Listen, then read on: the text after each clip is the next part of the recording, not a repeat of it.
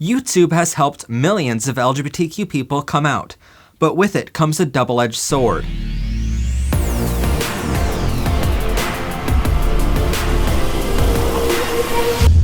Welcome everyone to Powered by Rainbows. I'm of course your host, Professor Pride, and on today's show we're talking about how YouTube both helps and hurts the LGBTQ in ways which you may have never thought about before.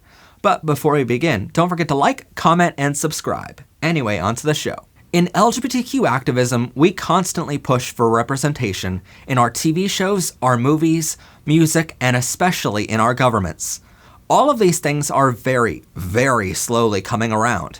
And in some countries of the world, we finally get to see ourselves in our media and in our governments. To many of us activists, we saw broadcasters like Netflix and Amazon Prime creating LGBTQ characters and shows, and we thought they were on the forefront of this.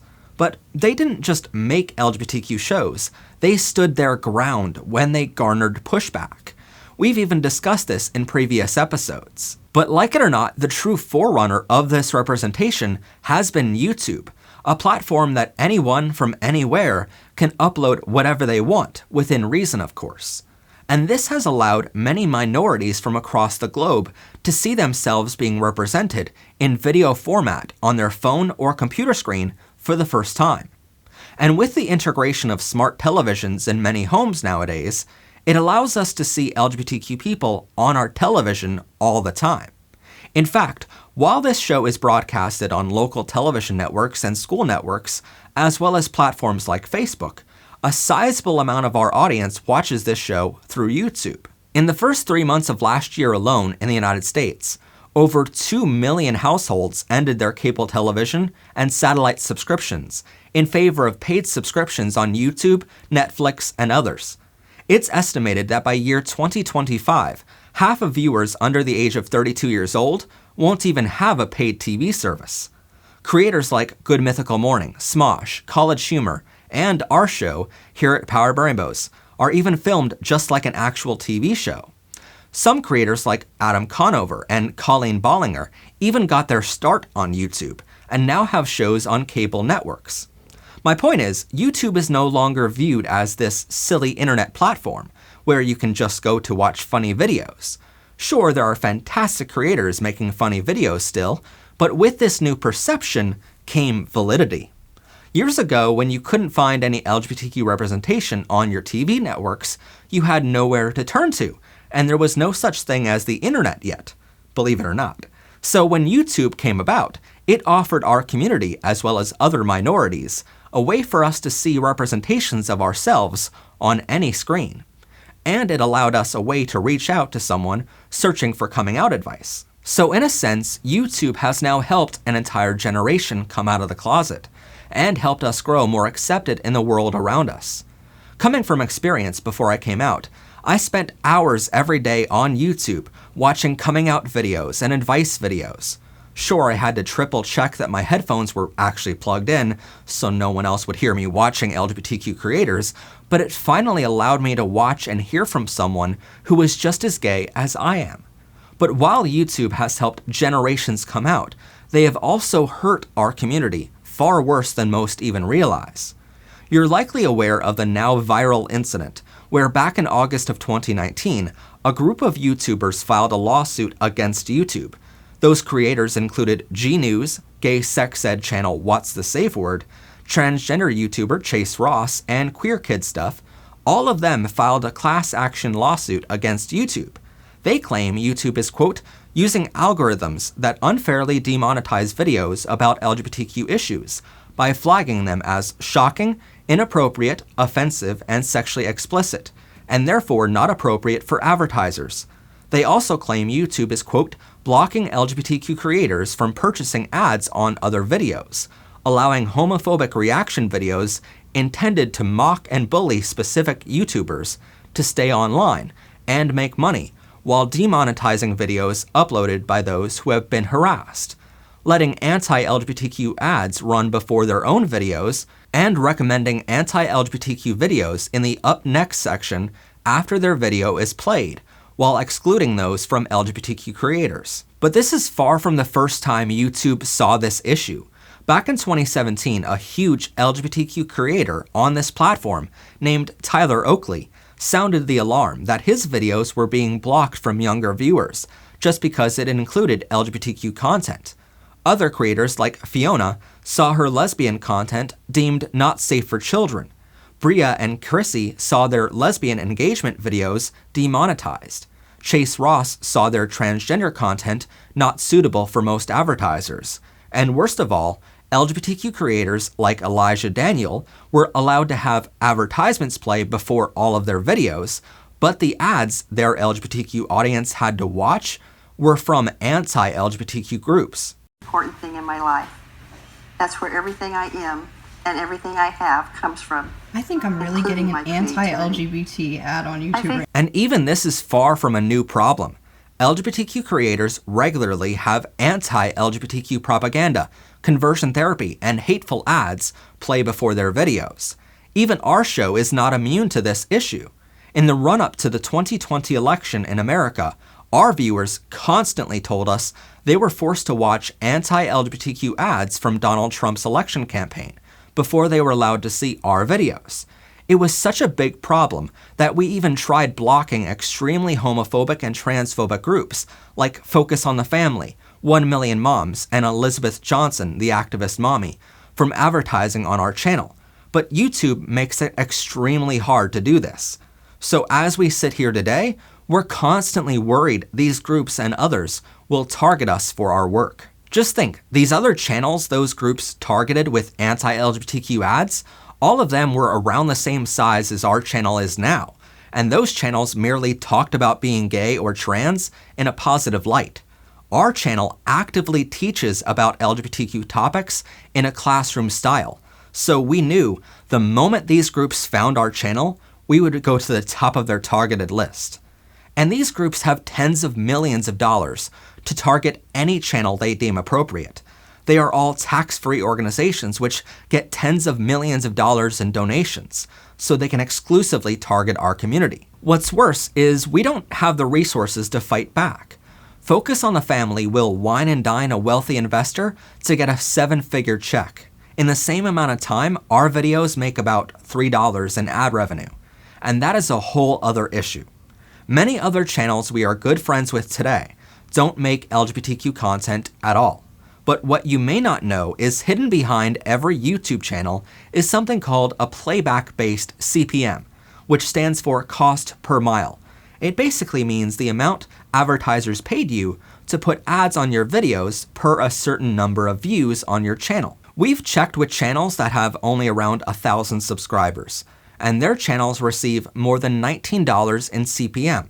And this sounds ridiculously low, but you have to keep in mind, most channels of that size can see upwards of maybe 5,000 views a day. Other channels which don't make any LGBTQ content at all, but are of our same size currently at 22,000 subscribers, can make more than $20 or even $25 in CPM. But for our channel and other LGBTQ channels of our same size, we average around $5.34 CPM. This means we only see 1/5 the amount other channels of our same size make per the same amount of views. Now, I should note here that for us, the money is the last thing we care about. We're here to provide a quality LGBTQ education, and it doesn't matter to us how much ad revenue we make off of that. We're lucky to have members, merchandise, and most sizably, my own production company to pay the bills, thanks to my amazing customers hiring me to film their commercial projects. But my point is, YouTube has consistently pushed down LGBTQ creators on their own platform. Sure, they allow creators like our channel to exist, but many times LGBTQ content isn't even shown or searchable if you're using a child's age-restricted account. If you do search for LGBTQ terms, more than likely you'll find conversion therapy films or propaganda, because again, those groups can outspend us and provide an overwhelming number of videos condemning our community, our love, and our genders. We've heard from our viewers that if you live in a homophobic home, homophobic or transphobic content is all you can find, because parents are able to block the LGBTQ positive content they deem inappropriate. And the fact is, as we've shown, YouTube advertisers don't want this content either. So YouTube doesn't want this content as a result. But as we've mentioned, YouTube is a place where anyone can upload anything they want within reason. So while you're watching our LGBTQ educational show, our viewers aren't surprised to find conversion therapy films, hateful religious ads, and so on pop up in their recommendations feed, because these anti-LGBTQ hate groups use the same video tags we actually use in our metadata behind every video, basically meaning they use the same search terms we do. And while our team of researchers occasionally seeks out these hate groups to do some research for our episodes, YouTube is fully aware our team is LGBTQ friendly, and yet we regularly see hate videos come up on our recommendations home screen when we log on to YouTube. Other creators like Footless Joe have even pointed out within the past month that YouTube is suppressing and demonetizing videos regarding mental health and suicide prevention. And we can back that up with our own evidence here, because our series on mental health and suicide prevention is still demonetized and suppressed as well. Worse than the ad revenue creators lose here is that when a video is demonetized, it means advertisers don't like it, and YouTube will not put that video in front of as many people, even those who subscribe to your channel. So in the middle of a pandemic, when people desperately need mental health videos, YouTube failed again to allow creators to help in the effort. Now, to give credit where it's due, YouTube has responded to these allegations back in 2018. They said in a statement, quote, "It's the last day of Pride Month, and we wanted to reach out to the LGBTQ community. We're proud of the incredible LGBTQ voices on our platform and the important role you play in the lives of young people. But we've also had issues where we let the LGBTQ community down, inappropriate ads, and concerns about how we're enforcing our monetization policy. We're sorry, and we want to do better. We've taken action on the ads that violate our policies, and we are tightening our enforcement. And when we hear concerns about how we're implementing our monetization policy, we take them seriously and make improvements if needed. It's critical to us that the LGBTQ community feels safe, welcome, equal, and supported on YouTube. Your work is incredibly powerful, and we are committed to working with you to get this right." But keep in mind, that statement was issued back in 2018, so that means they were fully aware of the issue long ahead of that lawsuit in 2019, and many of the other issues we mentioned a moment ago, which are still routinely happening as of the date of this recording in February 2021. And to be completely honest, I'm torn on this issue. YouTube has allowed us to grow as much as we have last year. They invited us to a virtual Pride dinner with other LGBTQ creators, and even bought our entire crew dinner in June. They sponsored our channel during the entire month of June, and poured thousands of dollars into making sure our channel was seen by LGBTQ people around the world. In fact, many of you watching right now first found our channel because of that sponsorship.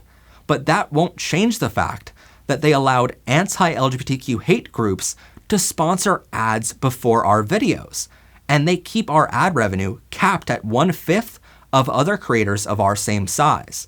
So YouTube has helped millions of us come out of the closet, including myself. YouTube has shown us the representation we desperately crave in other forms of media, and they did it long before anyone else thought it was worthwhile. And while I'm incredibly grateful to have my career as an educator starting to gain traction right now, partly thanks to YouTube, that doesn't mean YouTube is perfect by any means. They still have a long way to go to improve, but hopefully partly thanks to videos like ours and many others, they do so quickly. Anyway, that's all for our episode today. Thank you so much for watching. As always, if you like our content and want to support more LGBTQ education in the future, please consider checking out our merchandise store or becoming a member of our channel. Don't forget to like this video, comment down below your LGBTQ-friendly thoughts, hit that rainbow subscribe button so you don't miss out on new episodes of the show, and share this video with others. As always, I'm your host, Matt Haslam. This has been PBR. Have a gay day, everyone, and bye for now. Still not enough rainbows? Click here to see more weekly episodes of Powered by Rainbows, Semester 4, only on MHP TV.